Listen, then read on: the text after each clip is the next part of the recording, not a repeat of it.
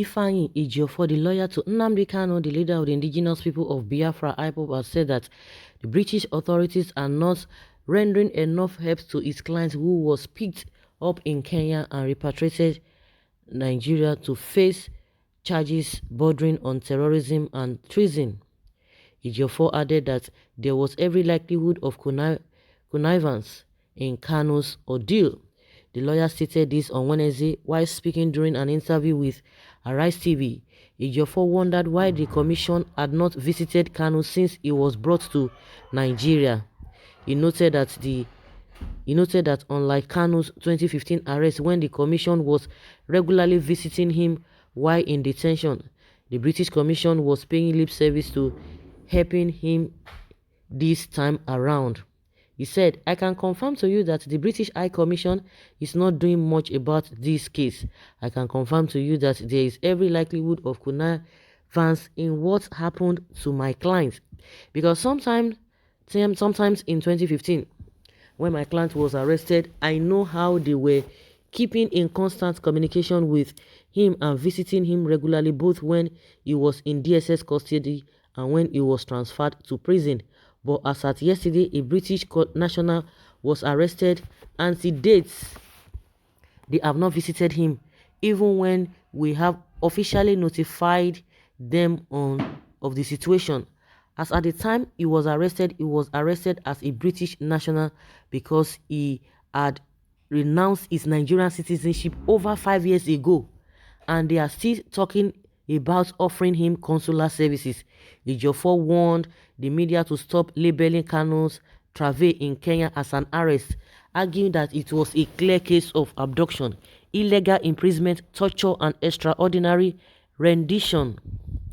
We are fully aware that the DSS of Nigeria has a history of gross violations of court orders, and the fact that Nnamdi Kanu was brought to court on June 29, 2021 without reference to us as lawyers that was being taken to court that day was part of that.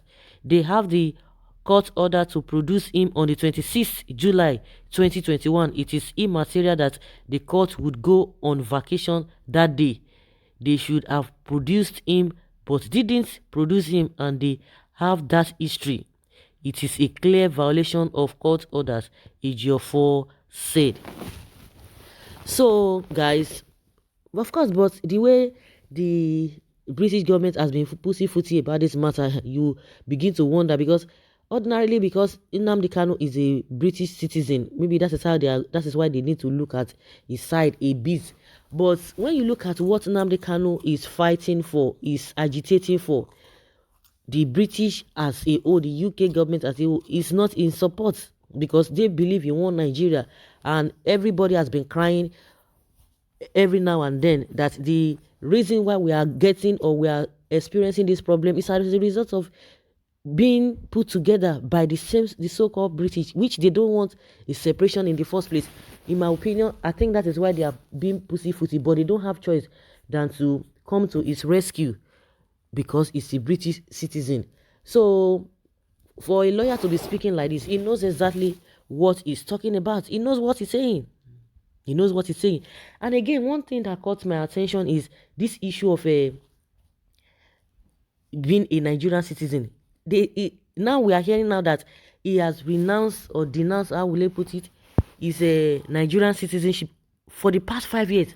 So when people talk about, oh, he's still a British citizen, he's a Nigerian citizen, that means they don't know what they are talking about. So as we know now, he's a fully British citizen, because according to what the lawyer is telling us, that he has renounced his Nigerian citizenship for the past 5 years. So why should anybody be talking about that? Oh, he has a dual citizenship. You know, I've heard some lawyers argue about this, that he has a dual citizenship, so he's a Nigerian in the first place. And at the end of the day, the way and manner at which he was brought back, it's cause for questioning, which the lawyers have been hammering on.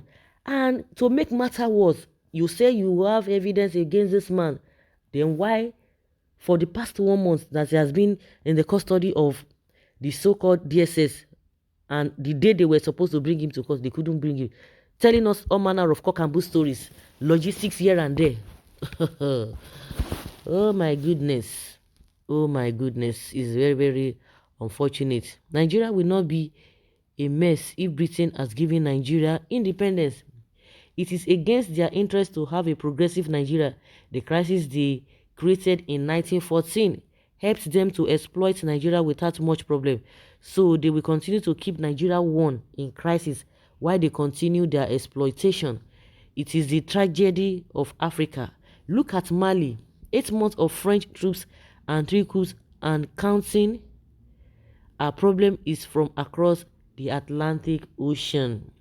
Definitely Nigerian leaders are without brains. Except Oyibo leads, they will follow. Britain must have given the intel.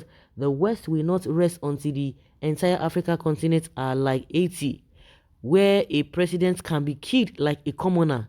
We should stand up. China has done it. North Korea is on it.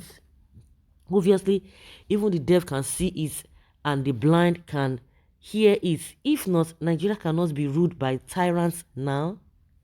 Britain uses Nigeria as business centers and our leaders as cyber cafe to browse through our lands with reckless abandon, hunting for treasures. May Jehovah save the black man from himself.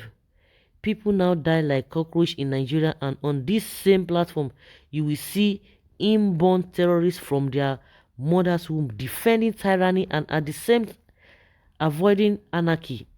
Is it possible?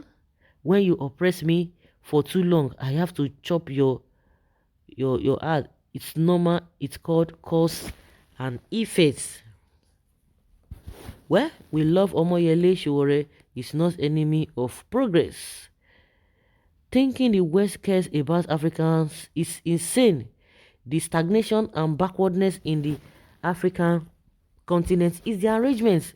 Britain creating problems for the whole world, not just Nigeria, encouraging the disobedience to rule of law, and then behind calling those same countries third world. Britain is a pure definition of hypocrisy.